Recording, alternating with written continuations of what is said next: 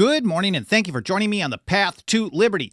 I'm Michael Bolden with the 10th Amendment Center, and this is the show for Monday, March 25th, 2024. Welcome. Thank you so much for being here. Hope you had an awesome weekend, but let's get right to it. Today, I'm covering the 6th and 7th Anti-Federalist letters from a federal farmer. And in this one, he's talking about, again, fake Federalists. He had, in a couple of previous papers, pointed out that some of the people who claimed to be in support of federalism really were scammers. And what they were trying to do was use terms that were not defined well. In fact, he called them undefined, and in a way to be able to expand power in the future. And they really wanted centralized power. He discusses a little bit of what would make a good constitution, how power should be divided. He had a whole list of what he called unalienable rights. And he warned that the proposed system, because it had a lack of actual representation coupled with undefined powers, would likely end up being more like an aristocracy that used force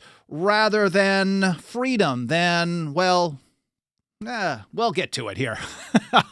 Let me start out right here with one of the best quotes from letter number 6.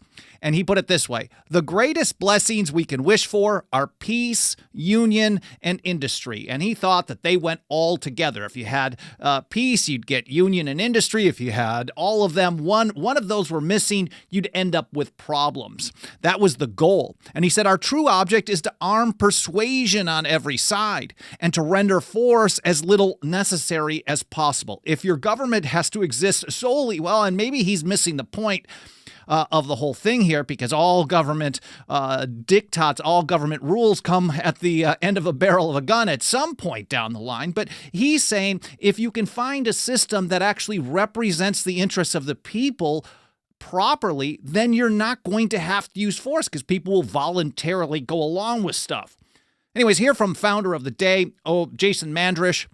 After a 3-month hiatus, he had written 5 of these letters to from a federal farmer to the Republican, and then he stopped. And then a few months later, on Christmas Day, on December 25th, he wrote a 6th. On the 31st, New Year's Eve, I guess that's what they did during the ratification debates, he wrote his 7th, so 6th and 7th.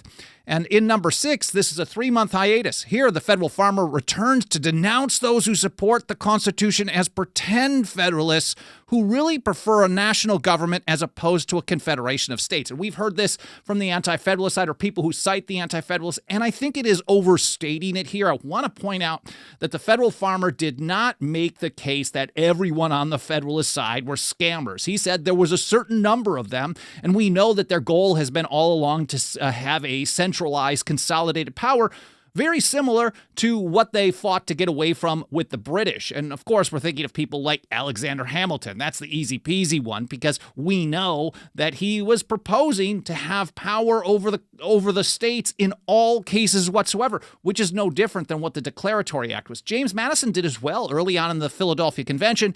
He seemed to have changed his tune after the fact.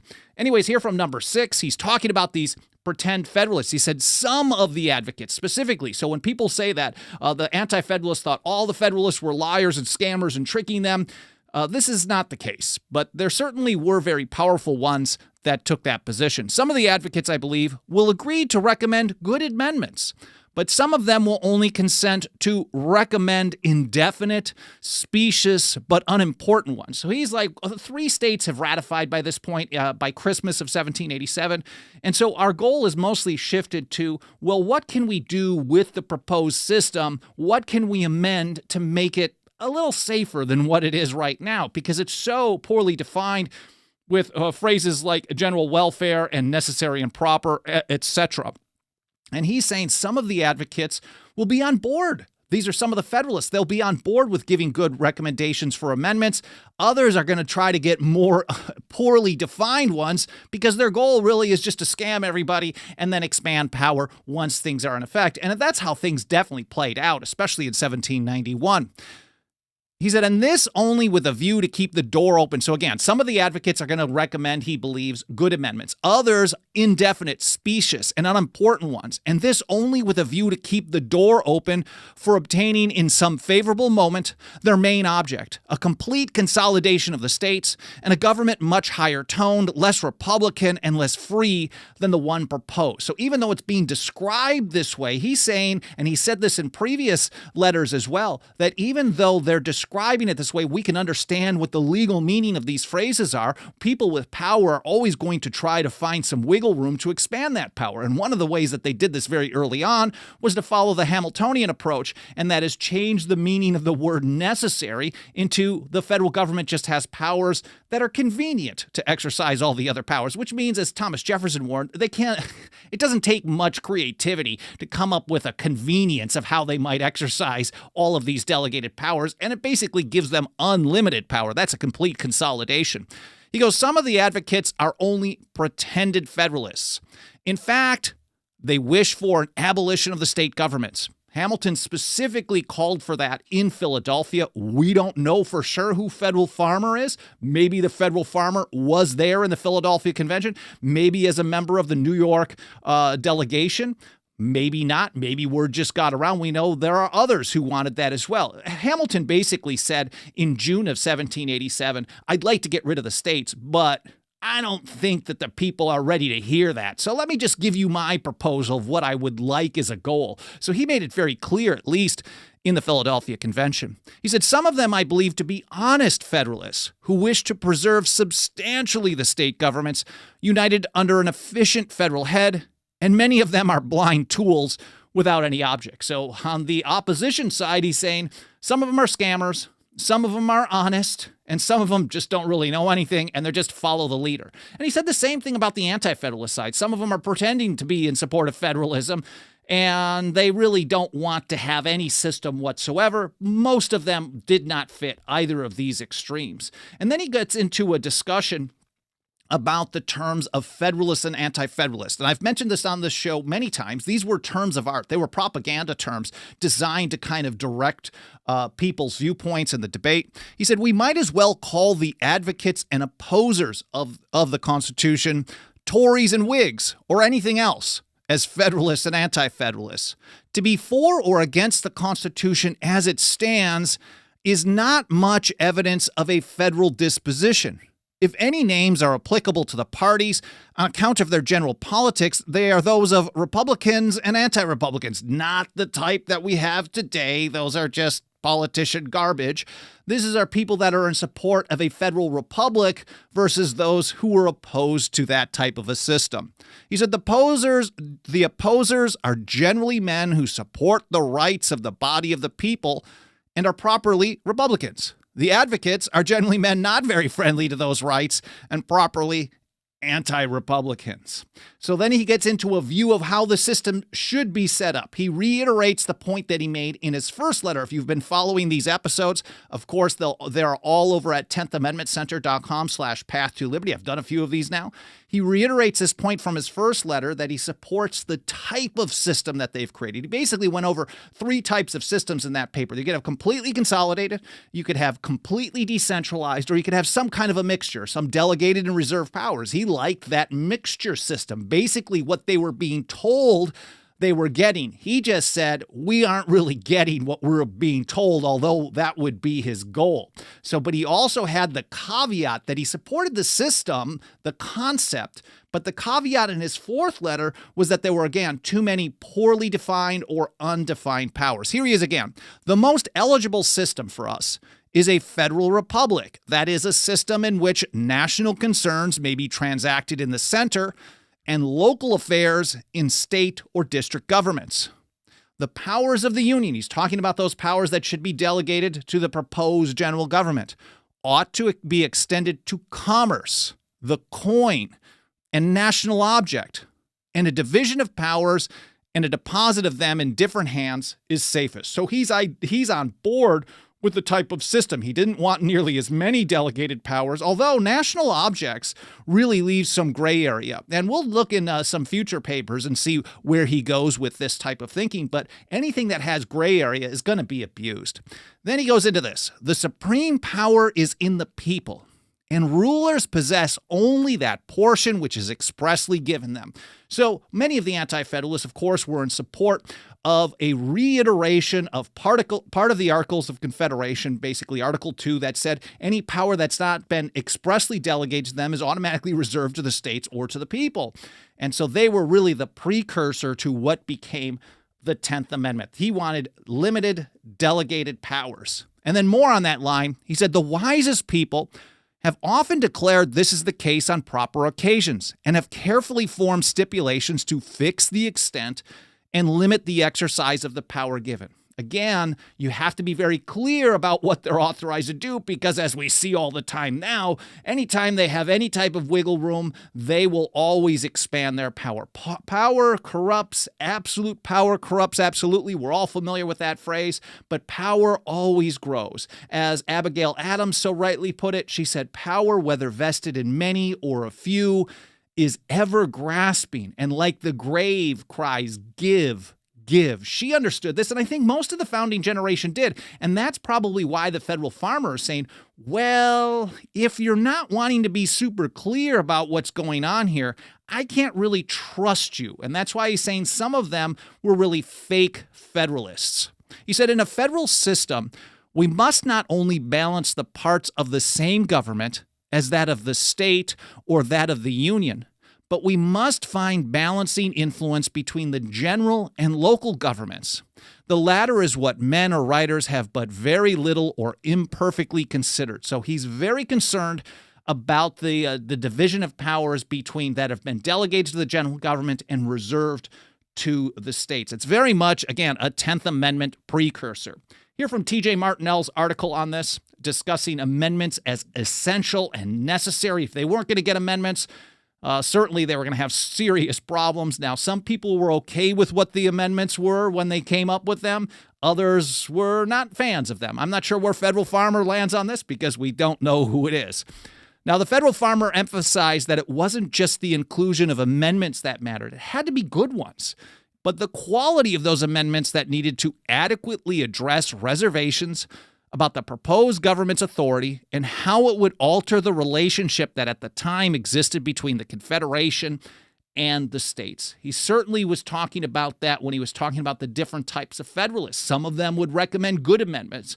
Others would just go out of their way to basically appease people and throw stuff out there, but really didn't have any limiting impact, or it didn't really change where they saw certain problems. So he really goes and hammers on this. Then he goes through a list of what he calls unalienable or fundamental rights. But first, a free and mild government. He describes the system that is his goal.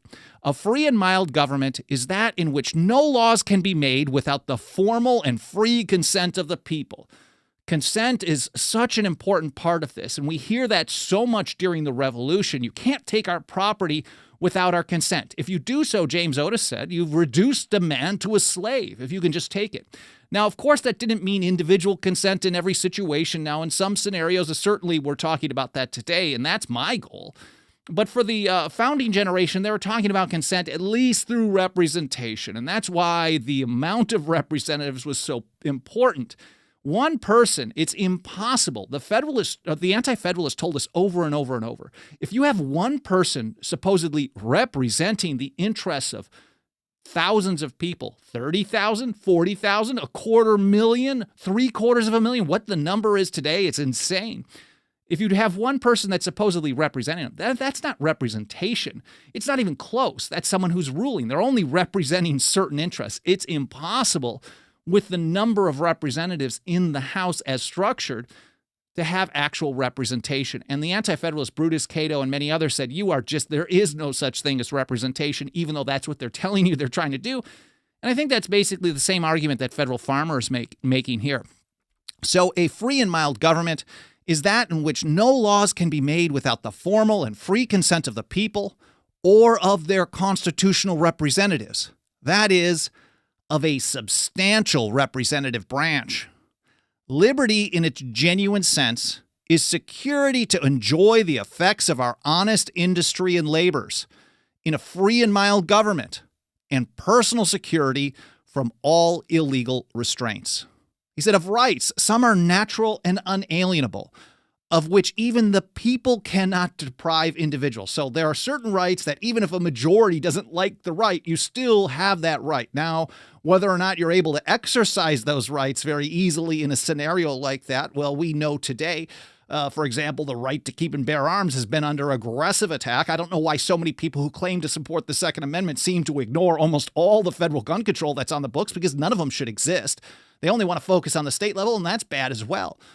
But maybe they feel like they can use federal power to somehow save us, use consolidated, centralized power, which is exactly what the Anti-Federalists continually warned against trying to do. Because even if you get a good result in the short term, what you've done is you've deposited a lot of power to supposedly protect the people in the hands of just a few people, and they're going to use that in bad ways in the long run. He said of rights, some are natural and unalienable, of which even the people cannot deprive individuals. Some are constitutional, and I should probably think about this as well, because I'm always like, you don't have constitutional rights, you just have rights. But there are certain things that are basically privileges. He said these cannot be altered or abolished by the ordinary law. So things like the writ of habeas corpus, trial by jury, those are created through the system. But your natural rights, your right of self-preservation, your right of thought, your right of speech, your right of self-defense, etc., those are based on, well, your birthright. So he does go through a full long list of all these different unalienable rights. He says the following, I think, will be allowed to be unalienable or fundamental rights in the United States. He's talking about right of religion, the right to hold property, but he basically has precursors to freedom of speech, freedom of press, the right to keep and bear arms, not quartering troops in support of a militia. So First, Second, Third, Fourth, Fifth, Sixth, and Seventh Amendments all come out of what he's talking about here, jury trials, etc. But he had this very strong emphasis on property rights, on consent in one form or another, and separation of powers. I'm going to link to all these original source documents, plus TJ Martinell's article, Founder of the Day, etc., over in the show notes over at 10thamendmentcenter.com/path to liberty. Alan Mosley will get that organized, and I'll get that published over the next couple of hours after this live stream is done. Again, 10thamendmentcenter.com/path to liberty. I hope you're enjoying this information so far. We'll get back right to it in just a moment, but I want to take a quick moment to say hello to everyone out in the live chat. Again, thank you so much for being here. Whether this is your first episode or you've been here for every single one since day one, there's Cheriton Farmer, Senator D.T., Jugalassis, Kirk Morrison, Howard Clegg, John Rhyme, C&T, Liberty Gal, King Nobody, Jay Armstrong, Haji, Murray Ray, and everyone else. Citizen Debs, I appreciate you guys all. Thank you, thank you. I know I'm skipping over a few people, but I definitely want to get back to the information here. Now, in his seventh paper, the Federal Farmer really focuses heavily on this concept of the people not being represented. It's impossible to represent people. Now, I've read a little bit of Rothbard too, and I seem to remember something out of that, well, if you have one person trying to claim the interests of 10 different individuals even, and I'm not sure if this is the case, but this is my take on it.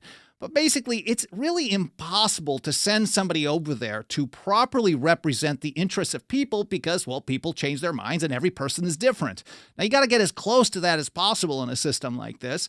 And, well, if you're one in every 30,000 or so, tens of thousands of people, you're really nowhere close, unless, of course, the society has, well, all the same type of people in it. That's not the place that we are at all today. So in his seventh paper, the Federal Farmer really focused heavily on this concept of representation, saying that it was totally inadequate and will result because of this in a government based on force. Because if you have 10 people who want a certain thing, but you're only representing, they're only making up like 1% or 10% of the people that are being properly represented of their views in the House of Representatives, in Congress, well, then those people have to live under force. They don't get their views. They don't get any say whatsoever. And this is very similar to the case made by Brutus In his fourth Anti-Federalist paper a few weeks earlier, he predicted that this kind of scenario would lead to corruption and bribery, because the only way to get your stuff done, the only way to get your views through if you're not properly represented, is through bribery. And then you're going to have a lot of corrupt people. It's going to draw those type of people to the top.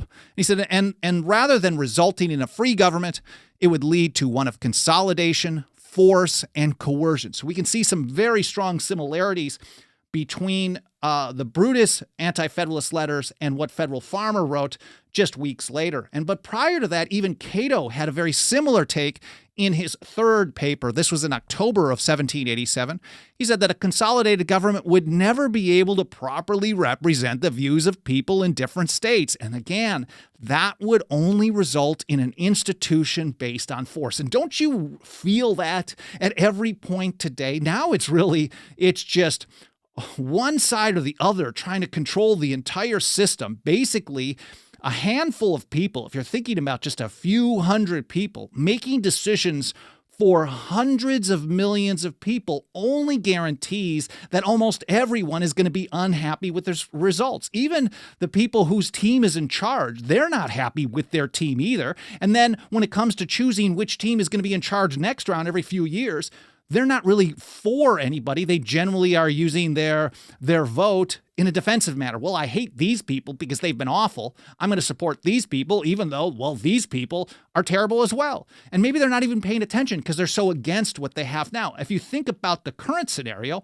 a lot of people, again, I'm going to go back to the Second Amendment, the natural right of self-defense, the right to keep and bear arms. You basically have people thinking that supporting one gun grabber over another is the way to protect the Second Amendment. And this couldn't be further from the truth. It only guarantees that it's going to get attacked more and more and more. So anyways, getting back to the founder of the day, here's the summary for the seventh paper. He said the farmer argues that if the people don't voluntarily comply with the federal government, which he believes will be the case because they're not represented, then the president will have to use force to ensure obedience. And they certainly threaten it all the time. And that's a very difficult scenario for the people. It's not easy if you believe in liberty, because you recognize that when you learn how to exercise your rights without government permission, there is significant risk in some situations. Now, in some situations, there's very little risk, but you have to be able to analyze that and understand how things go on. So here's how he kicks off that seventh paper.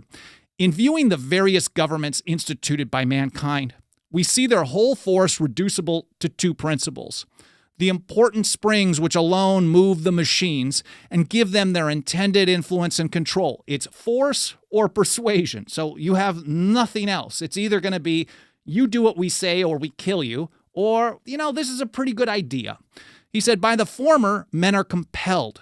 By the latter, they are drawn. We denominate a government despotic or free as the one or other principle prevails in it. So it's either voluntary consent or fear of violence. Now, he does actually point out, he takes a position that, it's impossible to really have pure on one end or the other, because even in a government of force and violence, there is a percentage of the population in every system that's on board with what the government wants to do to control all the other people. And that's what we've really been reduced to today, I think. You've got half of the country basically wanting to control the other half, so they work to get their team in power to use the threat of violence against the other side in order to get their way. So people are very much willing to go along with these things. Maybe it gets worse the more consolidated, the larger the government is, and that's what we're having today. But he said even in a violent despotism, there are people who love the power. And I think we have plenty of those people today. And even in a total voluntary system, you don't ever get 100% of the people that are on board with what the others want to do. So you'll always find some level of force. But he said, of course, as we saw right at the beginning here, that quote, we want to go towards the persuasion end as far as possible. But because of a small representation, anyways, we'll get back to that in a moment. In a despotic government, one man or a few men, independent of the people, generally make the laws, command obedience, and enforce it by the sword. 1/4 part of the people are armed. So in a despotic government, the vast majority of the people are not armed. So 3/4 of them, maybe 1/4 of them, but they generally, a quarter of them are armed, but those are the people that are working for the despotism, for the tyrants. And they're using their arms to do violence against the people who don't comply or threaten violence. So in despotic governments, one man or a few men, independent of the people, generally make the laws, command obedience, and enforce it by the sword. 1/4 part of the people are armed and obliged to endure the fatigues of soldiers to oppress the others and keep them subject to the laws. Now, that may not be an exact description of how things have played out today, but in essence, I think he was a good student of history here. The federal farmer understood how despotisms worked. And when you had people that were really uncontrollable, a small group of people in relationship to the population at large, making all the rules and then having the smaller percentage of people with the guns on their team. And we see this with all the federal agencies, whether it's the ATF or the DEA, but Health and Human Services, Social Security Administration, so many of these federal agencies are armed to the teeth. And they're not armed to the teeth to deal with foreign invaders. They're armed to the teeth because they want to use that or they feel they need to use that against the population. This is a system based on threats of violence and actual violence. He said in free governments, the people or their representatives make the laws. Their execution is principally the effect of voluntary consent and aid. The people respect the magistrate, follow their private pursuits, and enjoy the fruits of their labor with very small deductions for the public use. This is so far from what we live under today. Now, I know there are many of people who follow the show, maybe some of you listening or watching today, that would consider yourself more on the voluntarist end of the thing, support of agorism, anarcho-capitalism, things like that. And I love you, but this version of a free people, a free government, is so much closer to that. It's so like this, the idea of people enjoying the fruits of their labor with very small deductions for the public use. We are so far away from that. It's almost absurd. We live under the largest government in history. So I think what he's really described, this despotic system where a small number of people are controlling the rest and having an armed force to back them up, is really a very good description of what we live under today. And here from TJ Martinell, he really, really points out that representation is unsubstantial and ought to be increased. It's very important. He said, so TJ says, without additional representation, the House of Representatives would consist of an elite, and entire classes would, like the colonies, lack a proper seat at the table. Here's how he put it. A small representation can never be well informed as to the circumstances of the people. The members of it must be too far removed from the people in general to sympathize with them, and too few to communicate with them. A representation must be extremely imperfect where the representatives are not circumstanced to make the proper communications to their constituents, and where the constituents in turn cannot, with tolerable convenience, make known their wants, circumstances, and opinions to their representatives, where there is but one representative to 30 or 40,000 inhabitants. He's saying even at that level, you cannot, it's extremely imperfect. It's not even close to actually representing the people. And I think the numbers are somewhere close, getting close to 1 million, because they've capped it.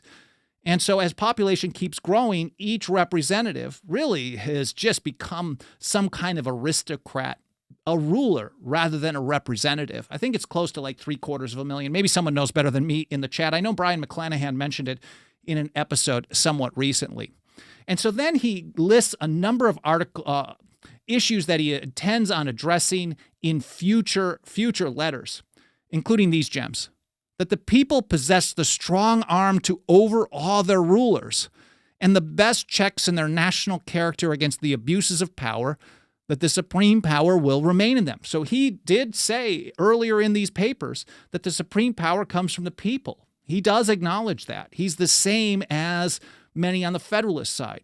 But many on the Federalists were saying, like James Iredell, James Madison, Roger Sherman, many others were basically saying when government gets out of line, should the people just not resist them? That's how you keep government in check. That's the message we put out there. But the federal farmer says, well, maybe we're going to address this. Are they really going to be capable in the system? Is that how it's going to play out? I'm not sure. And then he said this one, as long as the people are free, they will preserve free governments, and that when they shall become tired of freedom, arbitrary government must take place. Now, we don't know yet, based on, well, at least where we are in his letters here, we don't know yet his take. My first thought would be absolutely, as long as the people are in support of freedom, they're going to do what it takes to be on the side of freedom. As Samuel Adams put it back in 1771, all might be free if they valued freedom and defended it as they ought. Well, I hope you guys found this interesting. I hope it was educational. At least I hope it made you think, and I hope you enjoyed my presentation. And of course, everything's going to be linked to in the show notes, so you can read and learn more in context on your own time. These aren't super long essays, but I do encourage you to read them, because the more that you understand the arguments of the federal farmer, the more you can actually understand what the original legal meaning of the Constitution is, and maybe we can get some better ideas, all collaborating and working together, better ideas on how to resist the unconstitutional federal power that is coming at us constantly, well, on the state level too, constantly, 24/7, 365. Nothing helps us get this information out to more and more people, more than the financial faith and support of our members. You can join us for as little as $2 a month over at 10thamendmentcenter.com/members. Again, 10thamendmentcenter.com/members. We also have annual 5-year and lifetime options for you to check out. Please don't feel any pressure to join us, but if you got a couple of bucks of that dirty government fiat, please consider throwing it our way. We really punch above our weight class in taking a stand for the Constitution and liberty, whether the government wants us to or not. I can assure you, they do not. While I'm here just doing this, I want to take a quick moment and say a huge thank you to just a handful of people who have joined us as members recently.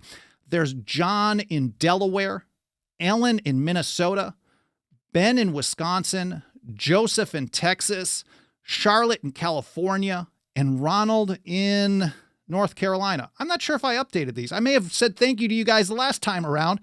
Well, then you get a double thanks. And I appreciate everyone else. I see a few people who are members out in the live chat. I'm very grateful for your support. Again, I hope you found this interesting. I hope it was educational. We'll get the podcast link published over at 10thamendmentcenter.com/path to liberty in a couple of hours, so you can read through the show notes and learn more, and then share the episode with more people.